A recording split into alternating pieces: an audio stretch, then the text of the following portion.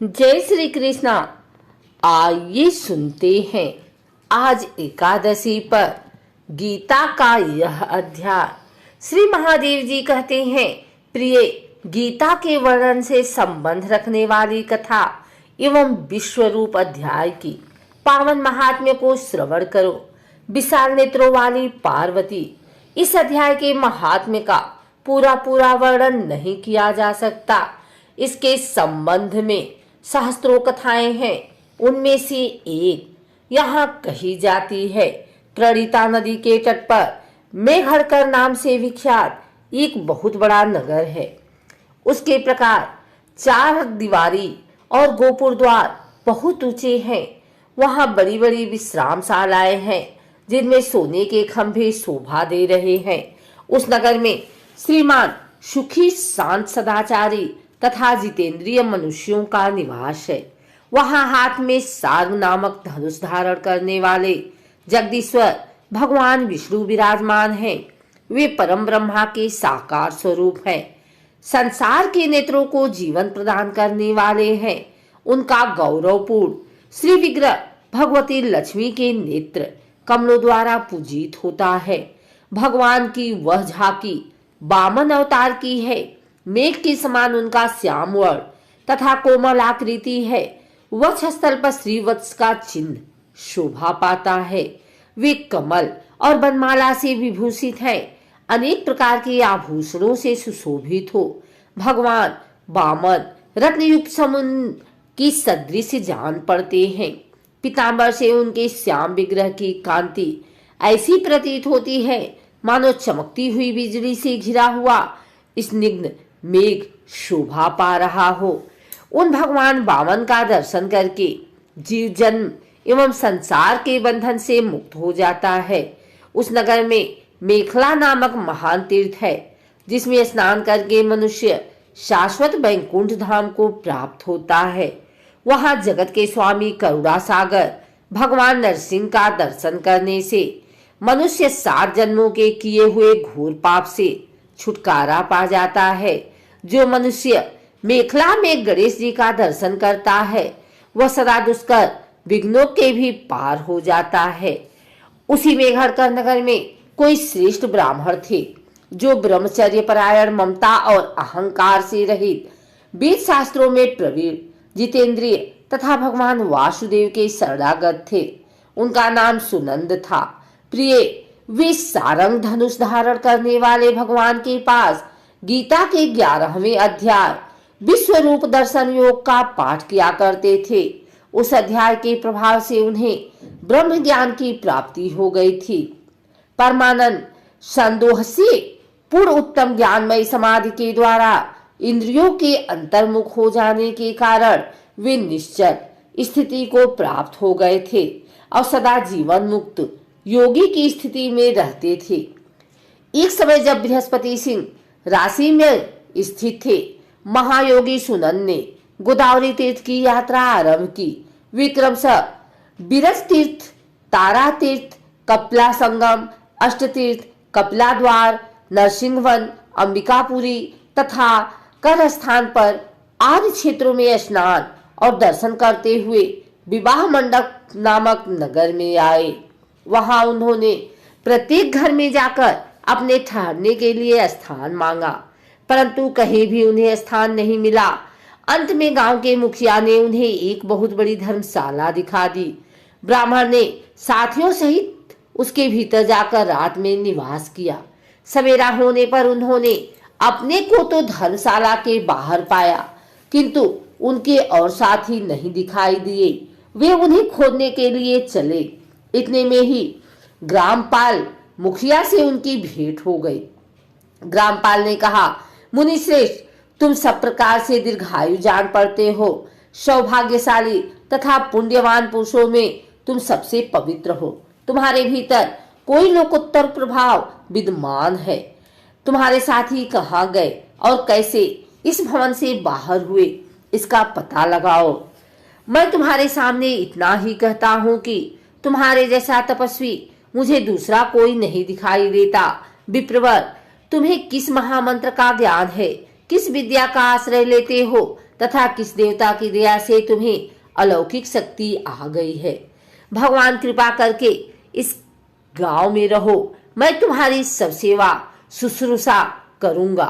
यो कहकर ग्रामपाल ने मुनीश्वर सुनंद को अपने गांव में ठहरा लिया। वह दिन रात बड़ी भक्ति से उनकी सेवा टहल करने लगा। जब 7-8 दिन बीत गए, तब एक दिन प्रातः काल आकर वह बहुत दुखी हो महात्मा के सामने रोने लगा और बोला, हाय, आज रात में राक्षस ने मुझ भाग्यहीन के बेटे को चबा लिया है। मेरा पुत्र बड़ा ही गुणवान और भक्तिमान था। ग्रामपाल के इस प्रकार कहने पर योगी सुनंद ने पूछा, कहाँ है वह राक्षस और किस प्रकार उसने तुम्हारे पुत्र का भक्षण किया है? ग्रामपाल बोला, ब्राह्मण, इस नगर में एक बड़ा भयंकर नरभक्षी राक्षस रहता है। वह प्रतिदिन आकर इस नगर के मनुष्यों को खा लिया करता था। तब एक दिन समस्त नगरवासियों ने मिलकर उसे प्रार्थना की, राक्षस, तुम हम सब लोगों की रक्षा करो, हम तुम्हारे लिए भोजन की व्यवस्था किए देते हैं। यहाँ बाहर के जो पथिक रात में आकर नींद लेने लगे उनको खा जाना। इस प्रकार नागरिक मनुष्यों ने गांव के मुखिया द्वारा इस धर्मशाला में भेजे हुए पथिकों को ही राक्षस का आहार निश्चित किया। अपने प्राणों की रक्षा के लिए ही उन्हें ऐसा करना पड़ा। तुम भी अन्य राहगीरों के साथ इस घर में आकर सोए थे, किंतु राक्षस ने उन सबों को तो खा लिया, केवल तुम्हें छोड़ दिया। द्विजोत्तम, तुम में ऐसा क्या प्रभाव है, इस बात को तुम ही जानते हो। इस समय मेरे पुत्र का एक मित्र आया था, किंतु मैं उसे पहचान न सका। वह मेरे पुत्र को बहुत ही प्रिय था, किंतु अन्य राहगीरों के साथ उसे भी मैंने उसी धर्मशाला में भेज दिया। मेरे पुत्र ने जब सुना कि मेरा मित्र भी उसमें प्रवेश कर गया है, तब वह उसे वहां से ले आने के लिए गया, परंतु राक्षस ने उसे भी खा लिया। आज सवेरे मैंने बहुत दुखी होकर उस पिशाच से पूछा, ओ दुष्टात्मा, तूने रात में मेरे पुत्र को भी खा लिया। तुम्हारे पेट में पड़ा हुआ मेरा पुत्र जिससे जीवित हो सके, ऐसा कोई उपाय यदि हो तो बता।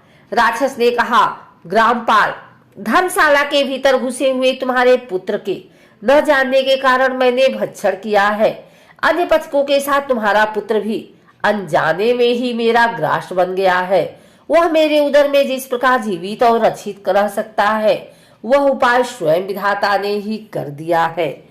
जो ब्राह्मण सदा गीता के 11वें अध्याय का पाठ करता हो, उसके प्रभाव से मेरी मुक्ति होगी और मरे हुओं को पुनः जीवन प्राप्त होगा। यहाँ कोई ब्राह्मण रहते हैं जिनको मैंने एक दिन धर्मशाला से बाहर कर दिया था। वे निरंतर गीता के 11वें अध्याय का जप किया करते हैं। इस अध्याय के मंत्र से 7 बार अभिमंत्रित करके यदि वे मेरे ऊपर जल का छींटा दे तो निस्संदेह मेरा श्राप से उद्धार हो जाएगा।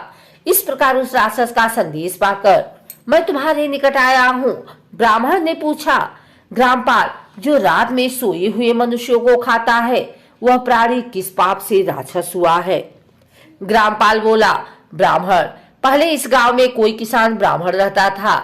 एक दिन वह अगहनी के खेत की क्यारियों की रक्षा करने में लगा था।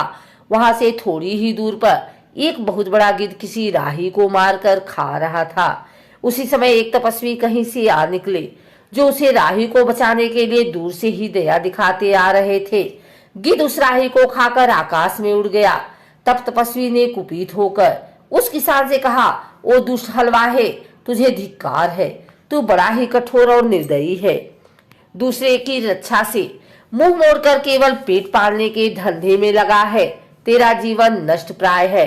अरे जो चोर, दाग वाले जीव, सर्प, शत्रु, अग्नि, विष, जल, गिद्ध, राक्षस, भूत तथा बेताल आदि के द्वारा घायल हुए मनुष्यों की शक्ति होते हुए भी अपेक्षा करता है, वह उनके वध का फल पाता है। जो शक्तिशाली होकर भी चोर आदि के चंगुल में फंसे हुए ब्राह्मण को छुड़ाने की चेष्टा नहीं करता, वह घोर नरक में पड़ता और पुनः भेड़ियों की योनि में जन्म लेता है। जो वन में मारे जाते हुए तथा गिद्ध और व्याघ्र की दृष्टि में पड़े हुए जीव की रक्षा के लिए छोड़ो छोड़ो की पुकार करता है, वह परम गति को प्राप्त होता है।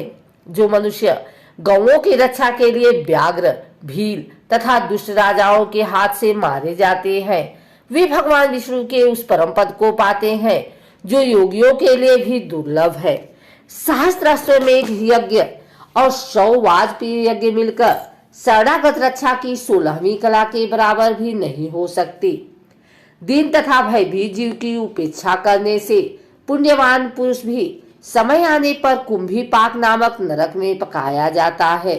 तूने दुष्ट गिद्ध के द्वारा खाए जाते हुए राही को देखकर उसे बचाने में समर्थ होते हुए भी जो इसकी रक्षा नहीं की, इससे तू निर्दयी जान पड़ता है।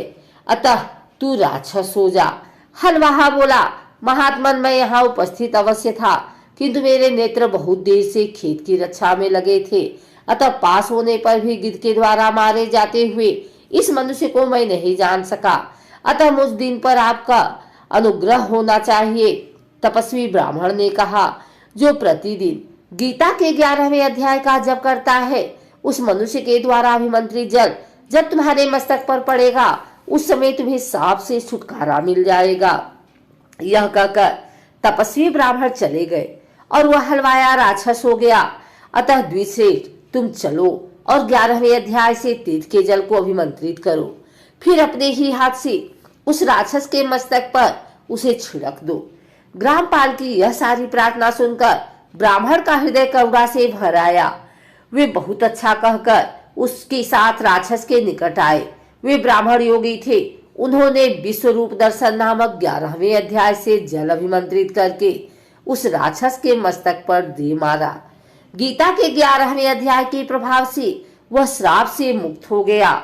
उसने राक्षस देह का परित्याग करके चतुर्भुज रूप धारण कर लिया तथा उसने जिन सहस्त्रों पथिकों को भक्षण किया था, वे भी शंख, चक्र एवं गदा धारण किए चतुर्भुज हो गए।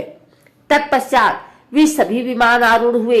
इतने में ही ग्रामपाल ने राक्षस से कहा, निशाचर, मेरा पुत्र कौन है, उसे दिखाओ।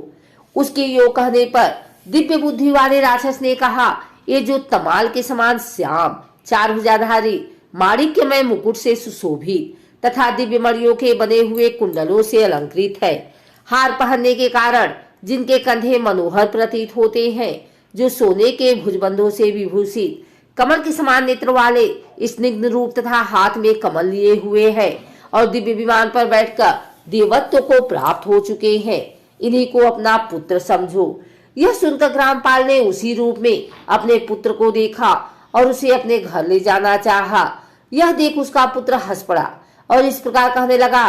पुत्र बोला, ग्रामपाल, कई बार तुम भी मेरे पुत्र हो चुके हो। पहले मैं तुम्हारा पुत्र था, किंतु अब देवता हो गया हूँ। इन ब्राह्मण देवता के प्रसाद से बैकुंठ धाम को जाऊंगा।